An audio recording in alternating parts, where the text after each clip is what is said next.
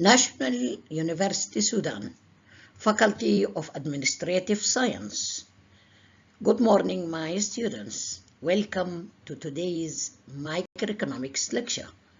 Today we begin one of the most important topics in economics, market structures. Throughout this lecture, we will answer several important questions. What is market structure? Why do economists classify markets?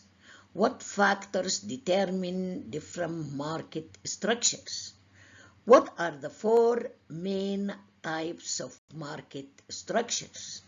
Understanding market structures is essential because almost every business decision, pricing, production, advertising, competition, and profits is influenced by the type of market in which a firm operates.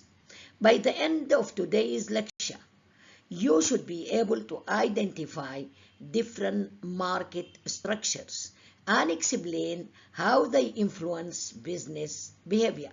Let us begin. What is market structure?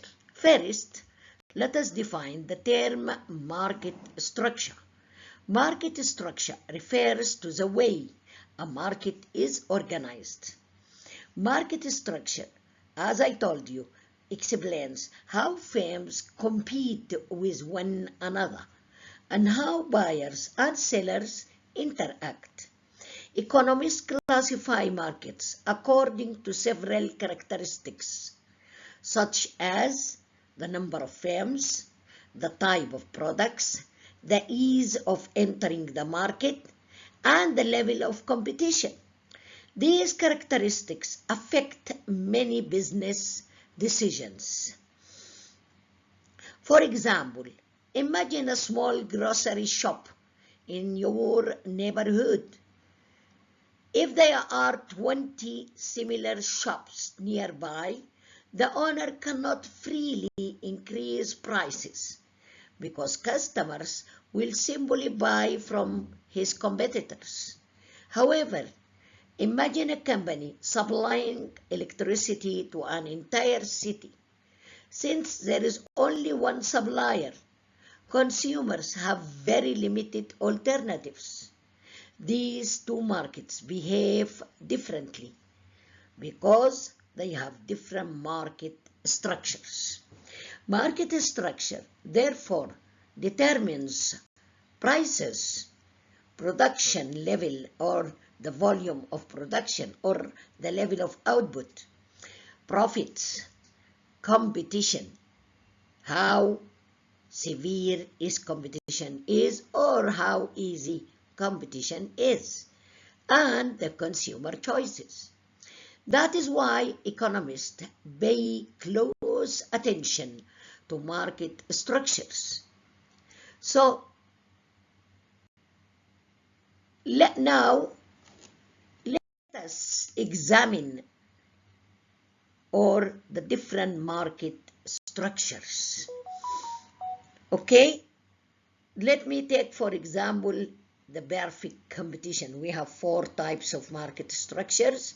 We have perfect competition and monopolistic competition, oligopoly and monopoly. Okay, so if you look to perfect competition market, you can observe that there are many buyers and sellers in the market. It means that there are many firms which operate in this industry. They are selling the same products. For example, vegetables, fruits, or agricultural products. So here, firms cannot raise their prices alone.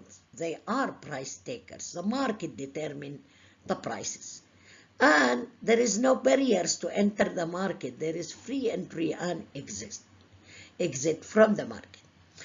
Let us take the monopolistic competition market, where there are many buyers and sellers offer the difference here between perfect competition and monopolistic competition is that in perfect competition, products are identical, while in monopolistic competition, products are differentiated. There is easy or free entry and exit. Here there is easy entry and exit. So firms have control over price, but firms here are price takers. Oligopoly. We have only few firms in the market. They dominate the whole market. They sell or they have the largest share in the market. Here products can be identical or differentiated, but the barriers to enter or to be a firm in this market is very high. Firms are interdependent. They are cooperative with each other. Monopoly. There is only one firm dominate the whole market. The firm controls the price. Monopoly is a price maker, and there are very high barriers to enter the market. So we show you the types of the markets. But what are the factors determining market structure? Now let us examine the factors that determine the market structure. There are 5 major factors: number of buyers and sellers. This refers to how many firms exist in the market. If there are many sellers, competition becomes stronger. But if there is only one seller, competition disappears. Second, the bargaining power of market firms. Some buyers have greater power than sellers. For example, large supermarkets buying from farmers can negotiate lower prices because they purchase huge quantities. Similarly, large manufacturers may have bargaining power over suppliers. Third, level of product differentiation or degree of market concentration. Market concentration tells us how much of the market is controlled by a few firms. If one company controls most sales, concentration is high. If sales are shared among many firms, concentration is low. Fourth, product differentiation. Ask yourself, are all products exactly the same? If yes, then there is little differentiation. If products differ in quality, design, packaging, or brand image, differentiation is high. Examples include Apple, Samsung, Nike, Adidas. Although these products satisfy similar needs, consumers perceive them differently. Fifth, ease of entry and exit. Some industries are very easy to enter. Examples include small restaurants, coffee shops, online retail stores. Other industries require enormous investments. Examples include aircraft manufacturing, oil production, railways, nuclear power. These industries have high barriers to entry. Emphasize, the easier it is for firms to enter a market, the greater the competition. Economists compare industries by studying the behavior of buyers and sellers. Instead of simply counting firms, economists examine several important characteristics. Why? Because two markets may both contain many firms, but behave very differently. For example, the restaurant industry has thousands of firms. The clothing industry also has thousands of firms.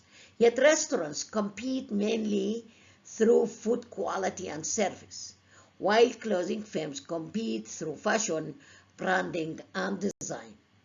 Therefore, economists examine several characteristics together before classifying markets. Let us discuss each feature one by one. Buyer structure. Who buys the products?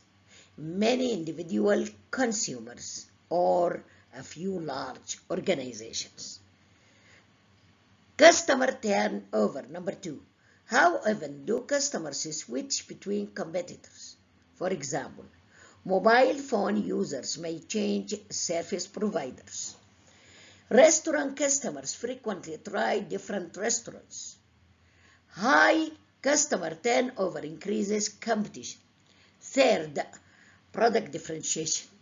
Do products look identical or they unique? Think of bottled water. Although the product is basically the same, firms use branding to create differences. Input cost structure. Businesses face different production costs. For example, an airline has much higher operating cost than a bakery. These costs influence pricing decisions. Number of firms. Number 5. More firms generally create stronger competition. Fewer firms usually increase market power. Number 6. Vertical integration. This means one company controls several stakes of production. For example, a coffee company may grow coffee, process coffee, package coffee, transport coffee, and operate coffee shops. This gives firm greater control over cost and quality. Number 7, market share. Market share represents the percentage of total sales controlled by a firm. If one company controls 70% of sales, it has significant market power. Let me ask you this question. Which company has the largest market share in the smartphone industry? So you can send your answers in the Telegram group. Let us come to the main types or to the major 4 types of market structures. These are the foundation of microeconomics.